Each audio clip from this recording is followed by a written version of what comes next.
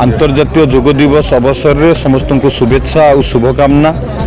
माननीय प्रधानमंत्री आह्वान क्रमे जातिसंघ जून 21 जुलाई 15 रे सारा विश्व रे पालन करने आंतर्जातिक जोग दिवस भाव या मान्यता देले एवं आपण मैंने समस्त जानिथिबे माननीय मुख्यमंत्री निर्देश क्रमे आज आम राज्य रे समस्त पंचायत रे विभिन्न स्कूल रे विभिन्न स्वेच्छासेवी संगठन जिला हेडक्वार्टर म्युनिसिपालिटी सबुआड़े ये जोग दिवस को पालन करा जाउची एवं जदि देखिबा सारा विश्व रे ये एक सौहार्दपूर्ण वातावरण सृष्टि हो पारछि जोग माध्यम रे आमर जो कथा अच्छी वसुधैव कुटुंबकम याकू मध्य ये प्रेरित करुच्ची।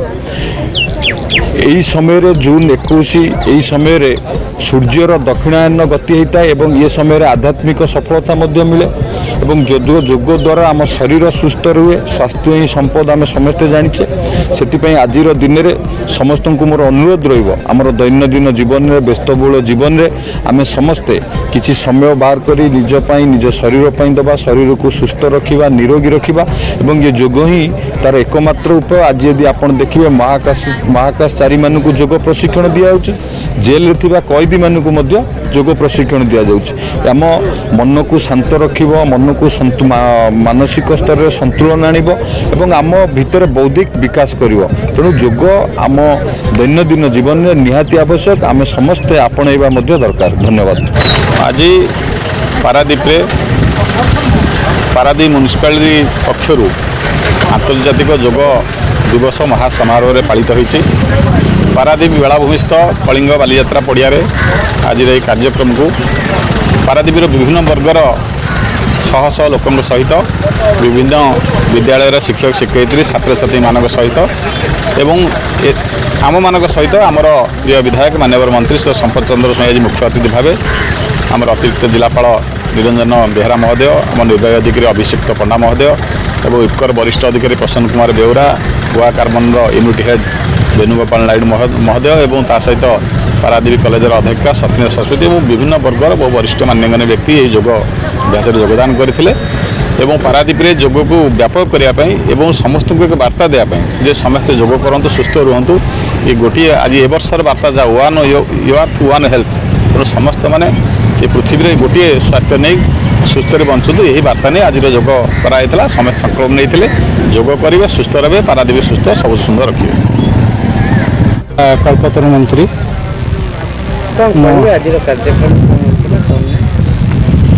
आज 11तम आंतर्जातीय जोग दिवस ये जोग दिवस रे सारा विश्व हर्षोल्लासर सहित ये जोग दिवस को पालन करुच्ची। भारतीय संस्कृति एवं परंपरार गाथा बहन करुवा ये जोग दिवस मात्र खाली जोग करी जीवार गोटे अभ्यास करिवार कार्य नुह सारा विश्व को शांति मैत्री प्रीति प्रदान करिवार नूतन रास्ता प्रदान करिवार सुख शांति बंचवार राह प्रदान करिवार मृत्यु भय युद्ध भय दूर करी मानवतार सह समस्त को बंचवार सुजोग देवार एक प्रयास जहाँ माननीय मोदी जी द्वारा 2015 मसीह आरंभ होता आज सारा विश्व ताको पालन करुच्ची एथिपाई आमे समस्ते गर्वित।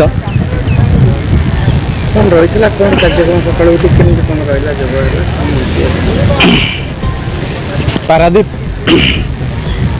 गोटे अंतर्जातीय क्षेत्र एठी बिजु मैदान रे सकाळू बहुत आग्रह सह समस्ते आसिक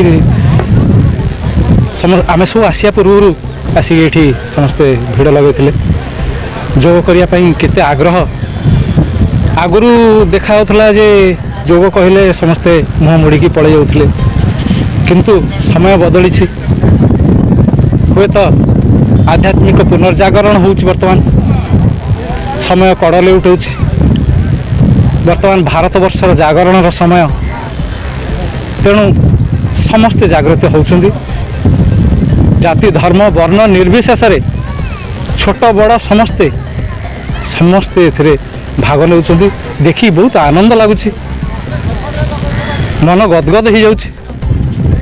ଧନ୍ୟବାଦ, କୋଟି ଧନ୍ୟବାଦ ମୋଦିଜୀ, ଆପଣ ଏତେ ଭଲ ଜିନିଷକୁ ସାରା ବିଶ୍ୱକୁ ବିଶ୍ୱର ପଟଳ ଉପରେ ରଖିଥିଲେ ଏବଂ ତାହା ବର୍ତ୍ତମାନ ସମସ୍ତଙ୍କ ଦ୍ୱାରା ଆକ୍ସେପ୍ଟ ହେଲା, ସମସ୍ତେ ଗ୍ରହଣୀୟ କରି ବର୍ତ୍ତମାନ ଜୀବନ ଜିଉଛନ୍ତି। ଆମେ ମଧ୍ୟ ଯୋଗଗୁରୁ ହିସାବରେ ଯୋଗକୁ ସମ୍ପୂର୍ଣ୍ଣ ଜୀବନ ଭାବରେ ଜିଉଛୁ। ପାରାଦୀପ ଗୋଟେ ଆନ୍ତର୍ଜାତୀୟ କ୍ଷେତ୍ର ସହିତ ଆମର ପ୍ରାଚୀନ ପରମ୍ପରାର କ୍ଷେତ୍ର। ଏଠି ବହୁ ମଠ ମନ୍ଦିର ରହିଛି। ଆମର ଏଇଠି ପାଖରେ ଉଦୟବଟ, ସେଇଠୁ ଗୋଟେ ଯୋଗ ଭୂମି। ସେଠି ଆଗରୁ ପ୍ରାଚୀନ କାଳରେ ମୁନି ଋଷିମାନେ ଯୋଗ ସାଧନା କରୁଥିଲେ। ତେଣୁ ଏ ଯୋଗର ଭୂମି, ଏଠି କପିଳ ମୁନି ଆଶ୍ରମ ଅଛି, ସେମାନେ ମଧ୍ୟ ପ୍ରାଚୀନ ଭାରତବର୍ଷର ବାର୍ତ୍ତାବହ। ମୁଁ ଭାରତବାସୀ ହିସାବରେ, ପାରାଦୀପବାସୀ ହିସାବରେ ପାରାଦୀପ ବାଲାଙ୍କୁ ଏହା କହିବି ଯେ ଏଠି ପଲ୍ୟୁସନର ମାତ୍ରା ବହୁତ ଅଛି। ତେଣୁ ବିଭିନ୍ନ ଅସାଧ୍ୟ ଦୁଃସାଧ୍ୟ ରୋଗରେ ପଡ଼ିକରି ବହୁତ ଲୋକ ମଧ୍ୟ ଜୀବନ ହରାଉଛନ୍ତି। ଆପଣମାନେ ସ୍ୱଳ୍ପ ସମୟ ଦିଅନ୍ତୁ, ଆ ଦେହରେ ପଇସା ପତ୍ର ଲାଗିବ ନାହିଁ। ଆ ଦେହରେ ନିଜକୁ ନିଜେ ସୁସ୍ଥ କରିବାର ବିଧି। ତେଣୁ କିଛି ସମୟ ଦେଇ ଯୋଗ ସାଧନା କରନ୍ତୁ। ଆପଣ ଆମ କ୍ଲାସରେ ମଧ୍ୟ ଯୋଗ ଦେଇପାରିବେ କିମ୍ବା ଘରେ ବସି ମଧ୍ୟ କରିପାରିବେ, ସେମିତି କିଛି ବାଧ୍ୟବାଧକତା ନାହିଁ। କିଛି ସମୟ ଯୋଗ ଦିଅନ୍ତୁ, ଯୋଗ କରନ୍ତୁ ଏବଂ ନିରୋଗ ରୁହନ୍ତୁ। ଶାରୀରିକ, ମାନସିକ, ବୌଦ୍ଧିକ ଭାବରେ ସୁସ୍ଥତା ପ୍ରାପ୍ତ କରନ୍ତୁ, ଚାରିତ୍ରିକ ଭାବରେ ଉଚ୍ଚତା ପ୍ରାପ୍ତ କରନ୍ତୁ ଏବଂ ଆପଣଙ୍କ ଭିତରେ ସ୍ଥିତିସ୍ଥାପକତା ବନାଇ ରହୁ।